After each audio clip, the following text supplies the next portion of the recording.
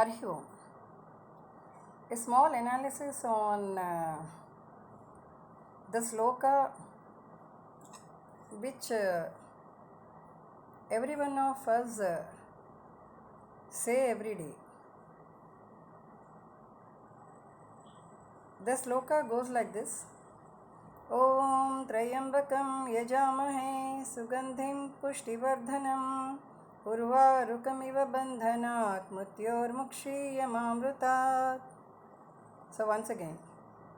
Om Trayambakam Yajamahe Sugandhim Pushtivardhanam Urvarukamiva Bandhanat Mutyormukshiyamamrutat.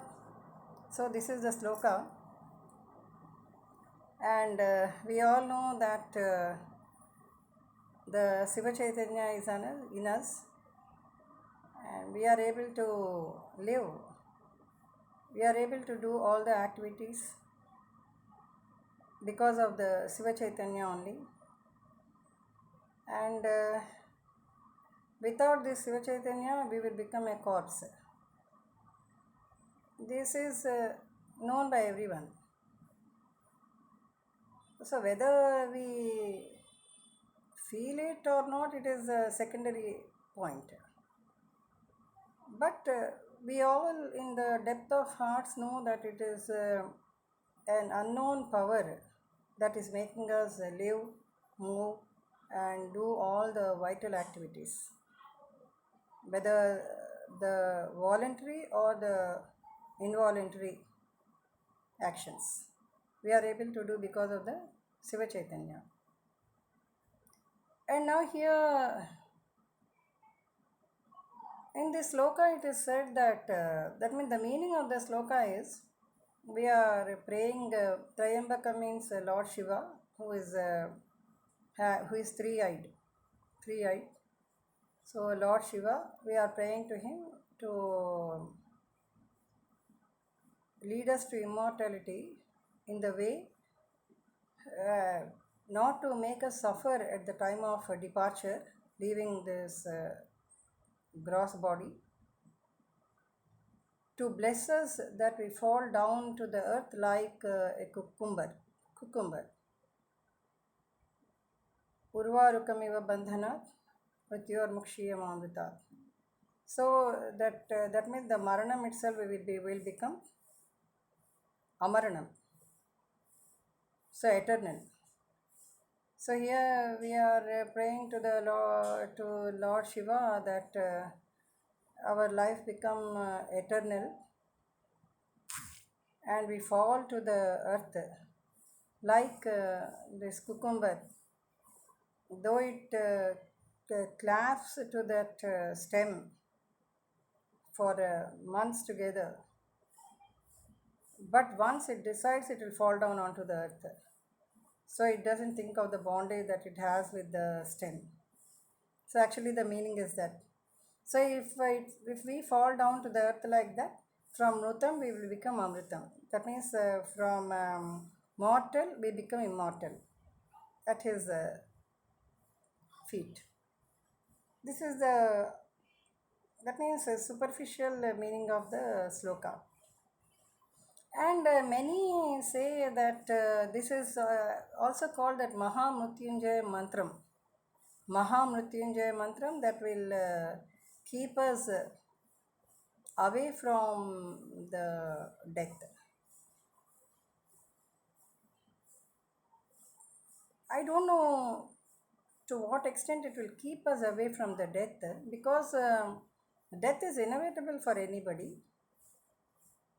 So it is not that we live for thousands and thousands of years when all the young will be dying in front of our eyes and we become disabled. We cannot move, we cannot walk, we cannot talk. Only our eyes we can see. So what is the use? So it's not that actually. The meaning is not that. Mahamrityunjaya mantra means maybe we won't, if we go on chanting this Mahamantram, we will try to free ourselves from the bondages, material bondages. So this is one aspect of this sloka. But coming to the other side of this sloka, the cucumber, it falls to the ground from the stem, disconnects itself and falls to the stem, isn't it?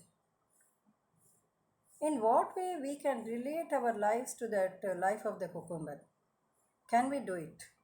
Is it so easy for man to leave the bondages that he grows from the time he is aware of the bondages? So this is to be thought of. So this Mryutyunjay Mantram, I don't think it will make us be away from death, but the meaning is we must be free of the bondages. So here again, we'll be doing so many karmas, and we will be uh, making bondage with each and everything and everyone that comes in contact with us. In fact, even a small thing that we think that is ours, we don't feel like leaving it. So the two words, the most powerful words in making the bondage, I, mine. I is egoism, mine is self. Everything is mine, everything is mine. This is I. I got it. I earned it. So this I feeling is not egoism. It is a self that all the time we feel that whatever we do, whatever we achieve, whatever the name or fame or anything, we feel that it is mine. I achieved. For a fraction of a minute, for a fraction of a moment, if we can think that no, we did not achieve, it is because of the grace of God that we achieved, then maybe this I sense will diminish, it may decrease, isn't it? But man, mostly we don't feel like doing like that because man itself is so self centered, isn't it? And now next one is mine. This is mine, that is mine. This pin is mine. This bottle is mine. This table is mine. This fame is mine. This name is mine. This award is mine. This reward is mine. What not? Everything. These children are mine. All these people are mine. The relatives are mine. My relatives, my people, my, all the time. So, when such is the case, all the time we will be, that means making the bondages deeper and deeper and deeper, that we cannot come out of the bondage. Even though we want to think of the Lord at the last moment, these bondages will cover our feeling. So we cannot come out of the feeling of bondages. My children, my has so even though we get a slight fever or something, we all the time think, did our people know why they didn't call to us?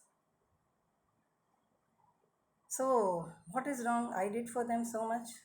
Why did they didn't call at least? They didn't come to see me. So they who are they? They are our people all the time. My people, my people, my people. So it is the strong bond that we build with the everything that comes in contact with us. Everything. Maybe things or people. All the time we feel like that. When such is the case, how can we ever fall to the ground like the cucumber that falls from the stem? The cucumber has no so many bondages as us. It doesn't think that this stem is mine. This is my stem. If it thinks like that, it cannot fall down.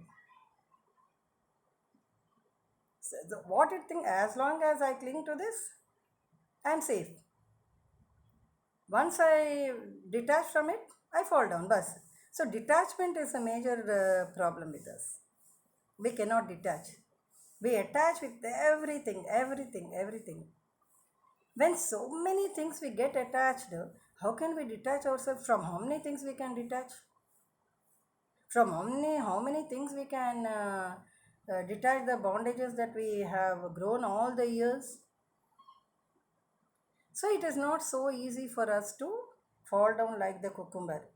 So here what I meant to say is just reading the sloka, repetition of the sloka is that means doesn't make much difference unless we know the reality, unless we think about what is true, despite seeing everything like that goes in front of our eyes, that changes, that perishes, that disappears,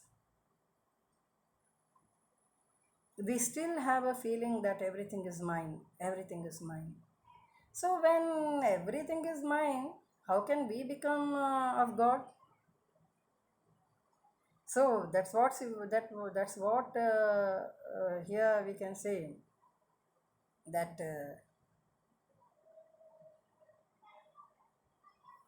I may have you in my mind, but have you in my mind? Have you me in in your mind? So we may have God in our mind as a part of daily timetable. Timetable. But if we ask a question, have you me in your mind to God? Then he will say, you thought of me only one time. All the time you were thinking of bondages with the material things, material wealth, material prosperities, material people. All the time you were thinking of, so even I thought of you only once. I didn't put you in my mind. I just thought once, just as you think about me. Will he not say like that? Undoubtedly, he will say.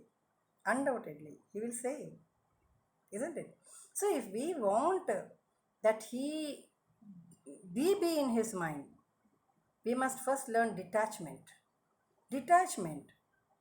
We see so many people, they'll be collecting the broken thing, the even that small pins or whatever it is that which are broken also, they don't want to part with anybody. The worn out things, they don't want to part. When they don't want to part, how can they get detached from all those things? When there is no detachment, how can we fall down like the cucumber? We cling to the bondages all the time. Once we cling to the bondages, we suppose at the last minute we feel like seeing somebody and they don't come, then that is a bondage that will again make us be born in the next cycle of birth to see that fellow again, isn't it? So here this sloka, what it tells is, if we want to go from mrutam to amrutam, mrutyorma amrutangamaya, mrutyorma amrutangamaya, if we want to be eternal, first we must learn detachment. So here Ramana Maharshi Upadesh Saram, what he is telling, कर्तुराज्ञया प्राप्यते फलं कर्म किं परं कर्म तज्जडं कृतिमहोदधौ पतनकारणं फलमशाश्वतं गतिनिरोधकम् ईश्वरार्पितं निश्चया कृतं चित्तशोधकं मुक्तिसाधकम् ईश्वरार्पितं निश्चया कृतं चित्तशोधकं मुक्तिसाधकं. Very beautiful one. Chittasodhakam, Mukti Sadhakam. So first you peep inside, you explore the Chittam, which will make you know the reality. Then the whatever it is, the illusion will go away from your eyes, from your mind, and then you will know what is the real one. Then automatically you will detach. You'll be in the world, detached, just like a drop of water on a lotus leaf. It detaches. Just as the leaf moves, it falls into the water, into the sea, into the water, and merges in it. So, we also, if we can detach ourselves, if we can do that, then we need not repeat this sloka. Just by mere repetition of the sloka, it doesn't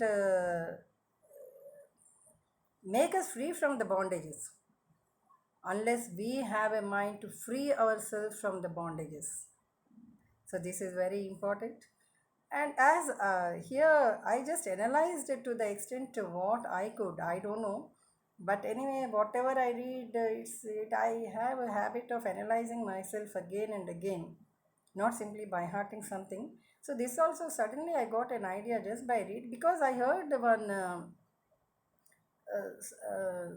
some Swami or somebody is saying that you read this sloka and you will be free from death.